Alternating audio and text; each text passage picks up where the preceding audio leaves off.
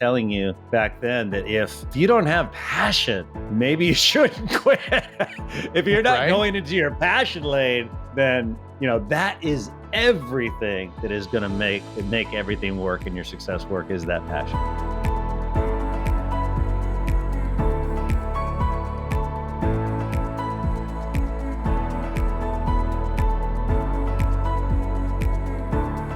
Welcome to the Leveraging Success Podcast. I'm your host, Jeff Gearhart. Every time that we're together, I want to help you work less, make more, and through the freedom that you gain and the margin that you store up, you're going to be able to use that to be an incredible husband, wife, parent, and most importantly, a great kingdom leader, an incredible kingdom leader, living the life mission that God put you on. That's what we're passionate about here.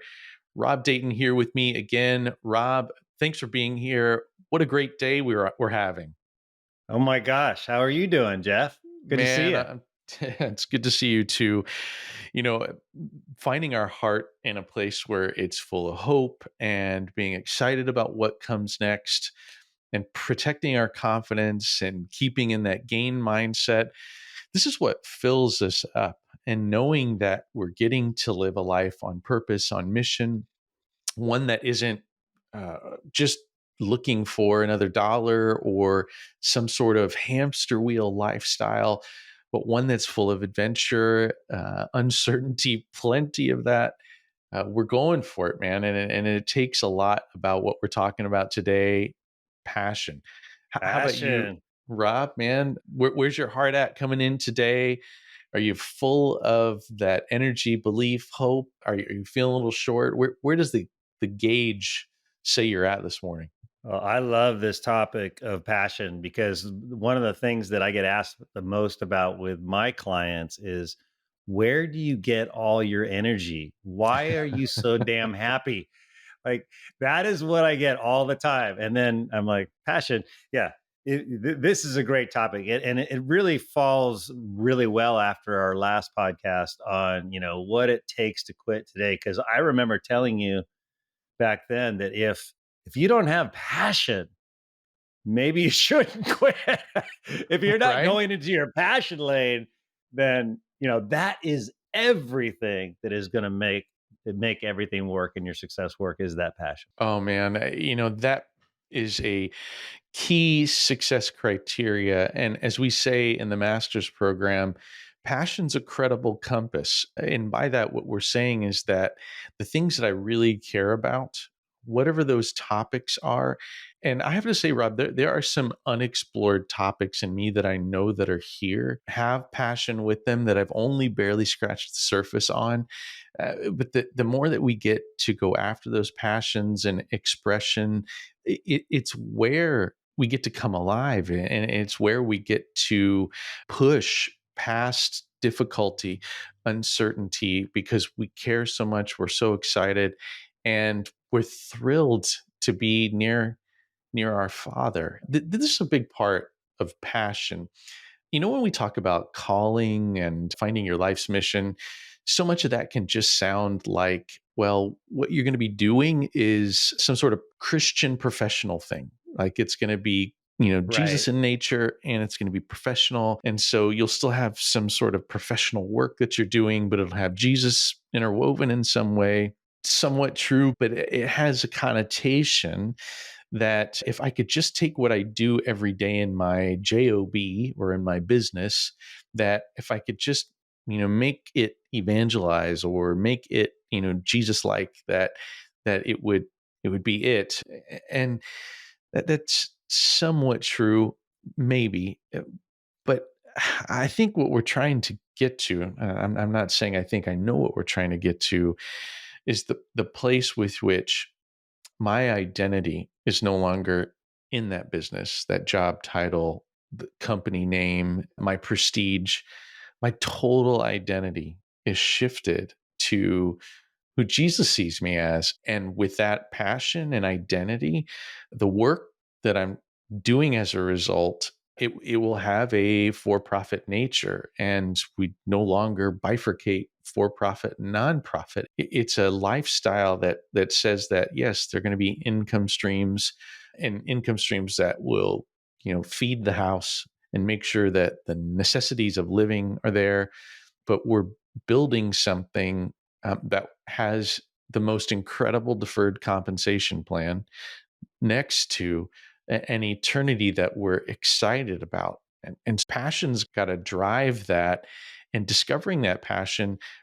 And Rob, the fuel that's in you that gets you excited, this is stuff that we want to find and not just talk about in ethereal, theoretical kind of terms, but real, like concrete. How do I find it? Am I short on it? What do I do about it to get it filled up and make sure that thing is propelling me forward? Because I want to live a life that's thrilled, excited, and not closing down with the walls of fear around me, but the ones of optimism and hope and belief for what comes next. That's good. Yeah. And I think a good place to start is, Simon Sinek's Golden Circle, where he talks about we do stuff for why, and then we have a how, and then we have a what. So the way that triangulates really nicely with purpose, passion, and potential is that we have your why is your purpose, and then your passion is the how you're going to do things. And I would say who you're most excited about helping, serving. It could have a subject matter as well, but you really have to identify your who's. Who are the people who you're determined to help and to serve? And another sign of that you're on the right track is that no one would have to pay you to do that. You would do it absolutely free. You have to do it. It's like there's this ferociousness in you when that who and the subject comes up and it's matched with why you exist that gets you going. I think about rockets take 98% of their fuel to get them into orbit. That is passion. In order to get into orbit, which is a really steep climb, has lots of resistance, you're going to need to find that passion to fuel what you do. Yeah, that passion is going to be the thing that's on display. It might not make sense to everybody that's seeing all that passion on display. In fact, they may be saying to your face or behind your back, he's a little crazy. He's a little crazy. Yes.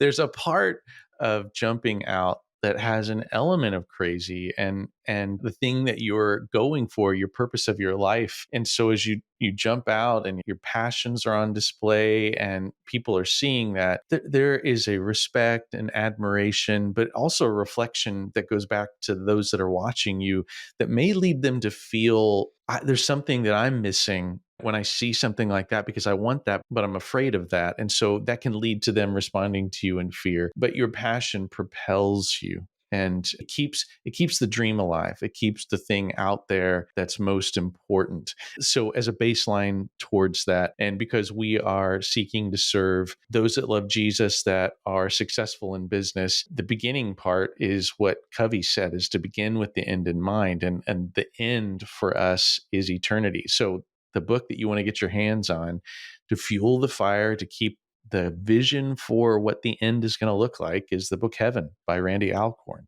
or The Law of Rewards. I'll suggest Heaven, and that you get into that book. And as you piece that apart, taking those bits together and starting to continue to make a vision for what's coming, it keeps the fires burning bright while you're moving forward, waiting to get to execute the purpose that God's got for you. That's good. Yeah, we've got to have that picture. And, few really do. I don't think we spend a lot of time talking about eternity in the church space. So there's not a lot of oxygen being given to creating vision for eternity so that it becomes real enough to make a difference here in this life. Too many people are afraid of death, but death is the entrance into eternity.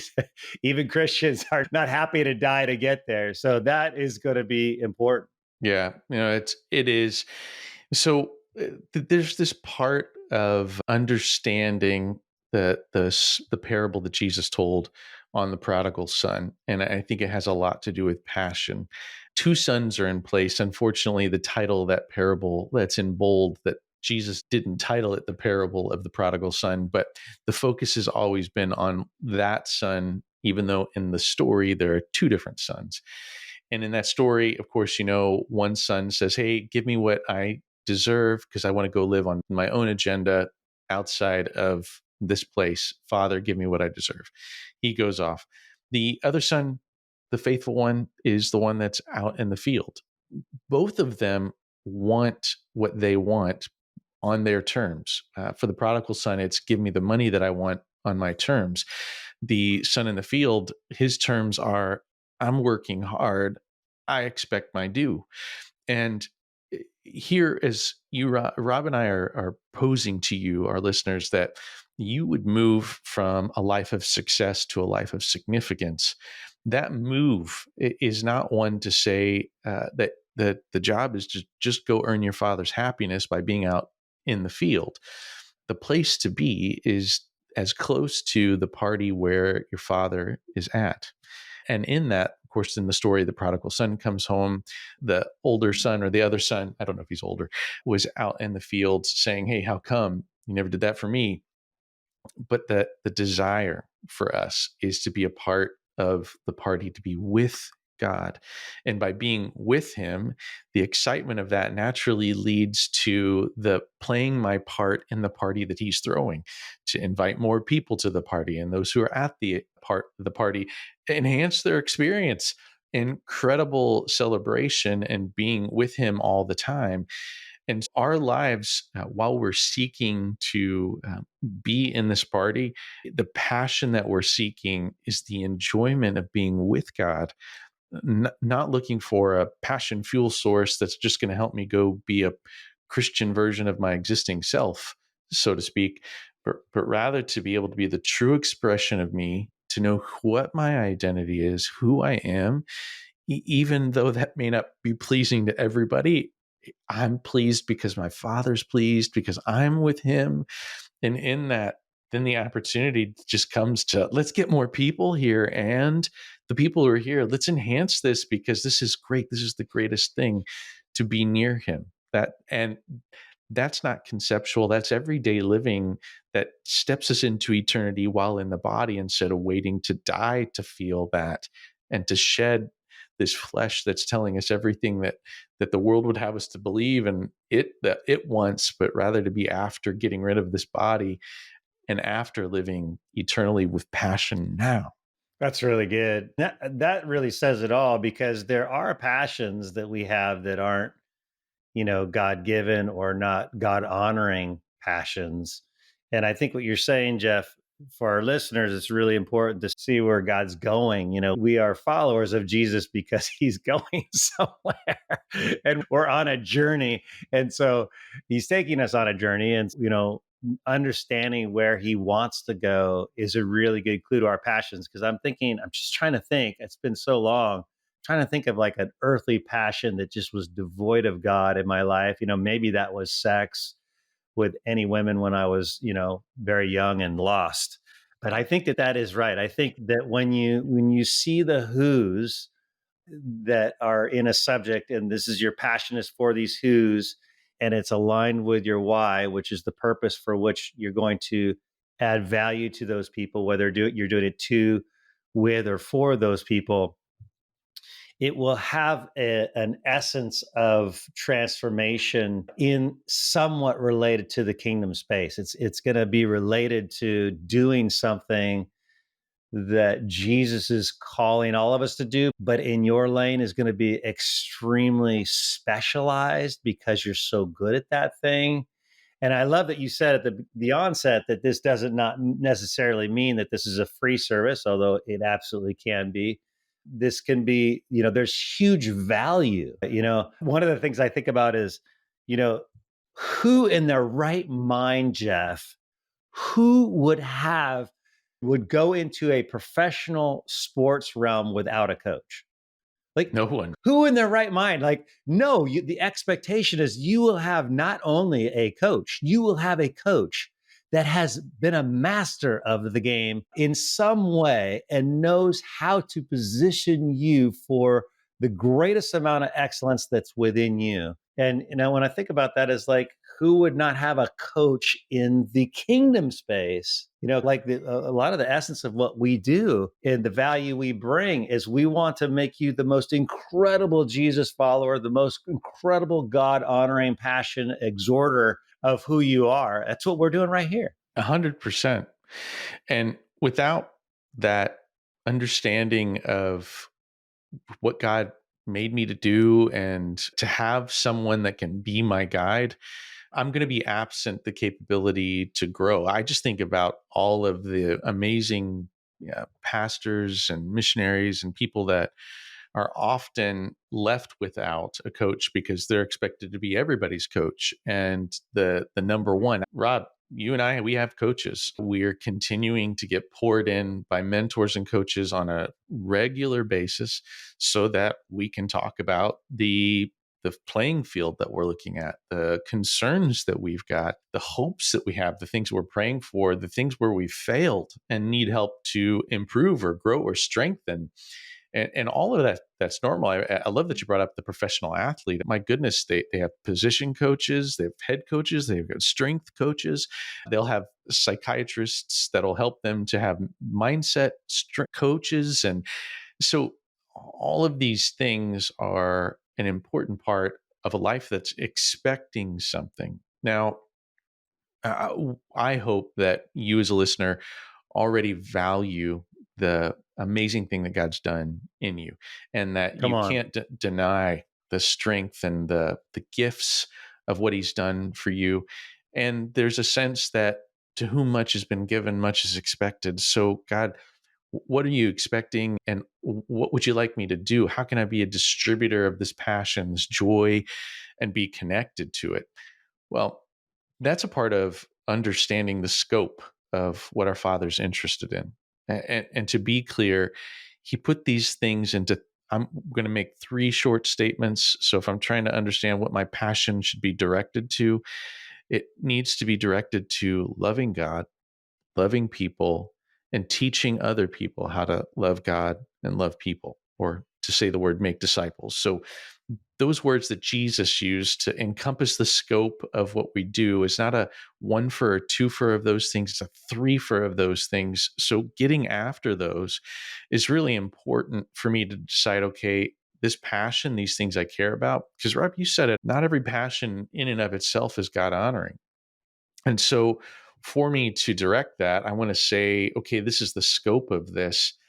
I want to have my passion, whether it's for orphans or children, or combating the sex slavery or abortion, or there's so many things that we can be a part of helping the world with: hunger, water.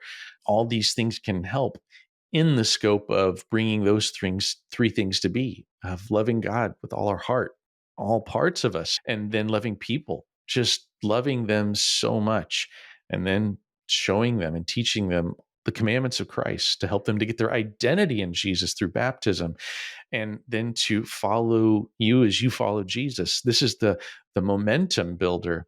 I have to tell you a story that came up recently. Is that Heather started a Bible study, and for her in her prayer life, she had been asking the Lord, what do you want me to do next? What do you want me to do next? And she kept hearing this word, anything. And Mm. she's thinking to herself, anything? I mean, anything? And so she literally gets up out of bed after praying, looks over on her nightstand, and for Christmas, she had received a book by Jenny Allen called Anything. And so she's Wow. immediately in tears, and she's like, this is what you were telling me. This is what you were telling me. And so she calls together a bunch of women who are coming to our place to do this Bible study, this book study on anything, which is fantastic. And her passions are coming alive being with them. She's leading these ladies. They're having incredible time, and I just love seeing it in her, because it's like this door got open she wasn't expecting. She asked Jesus for an answer.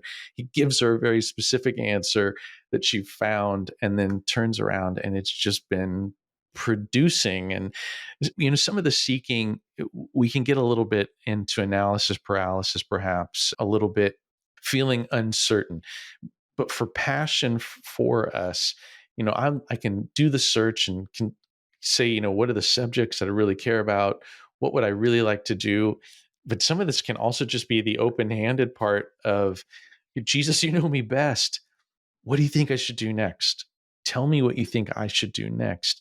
And listening for that answer is another part of this process of saying, okay, I want to discover my passions, and then hear, Jesus, you know me even better than I know myself. Tell me what you think I should do. And let's do this together, because I don't want to do this without you. Direct me as I'm going to go down this next path, because I want to live a life that has eternal fruit built in it. I love that. And I'll also, in addition to asking the Father, I'd be asking other people. It's really interesting when I'm coaching someone, they say, I don't know what my passions are, but all I have to do is listen to them, what they're saying, to see where their passions are, and then just calling them out and say, well, you seem really like you care a lot about that. Like, if you're asking someone about your passions, where do you see me coming alive the most would be a great question. Where do you see me where do you see me raising my voice and have an indignant justice attitude? Where do you see me going off? That's a good sign. If Rob is going off, where the passion is. Yeah. So asking people that simple question, where do you see that, and getting feedback. Yeah. Man, that's such a good perspective. Get feedback, seek the Father, consider for yourself the things that make you angry, that make you cry, that make you, I can't resist. In fact, passion is a force that will keep me from being able to resist. It's irresistible. When passion's engaged, I almost can't help myself. I really feel swept away in I need to do this. It's the moment that love strikes and passion hits, and I don't know what it's going to take, or I don't care what it's going to cost. I'm going to do that. So when that's engaged and we're saying, hey, these are the things that I naturally feel an umph for, channeling those to the things that are in our Father's business is what we're after. Hey, we really enjoy being with you here. It's so much fun being able to talk about continuing the important bricks and laying all those bricks down to build this incredible cathedral of our lives. And this is what we're after in Leveraging Success. Thanks for being here on another episode, because you being here, it's a community that we want to serve. We want you to come through these episodes and think, I just got another brick laid in the grander scheme of things, and I'm going to continue on this journey. We want you to be on this journey with us. So follow the podcast, subscribe on YouTube if you're watching here, and hit the alert bell so you don't miss an episode. We'd also love to hear your feedback, because when you tell us what you think or questions that you've got, you leaving a review or emailing us, it's a great way to interact. If you want to email me at jeff@leveragingsuccesspodcast.com, tell me what you think. What would you like to hear more of? We would love to talk about some of your questions live on the show, as we've done in the past. Finally, I've got a free offer for you. Those of our listeners that are interested in working more with myself or Rob in the master's program, you can use the 7-part e-course called Life Mastery and learn a little bit more about the process of building a life on purpose. And then if you want to go even further, you can watch the 30-minute webinar that we've got, where you can get started in the master's program and ultimately book time with me so that we can talk about you onboarding into the purpose of your life and having a coach. As we've talked about today, it's important to have a coach, and I can't think of a better way for you to be building a life that matters forever than being a part of the master's program.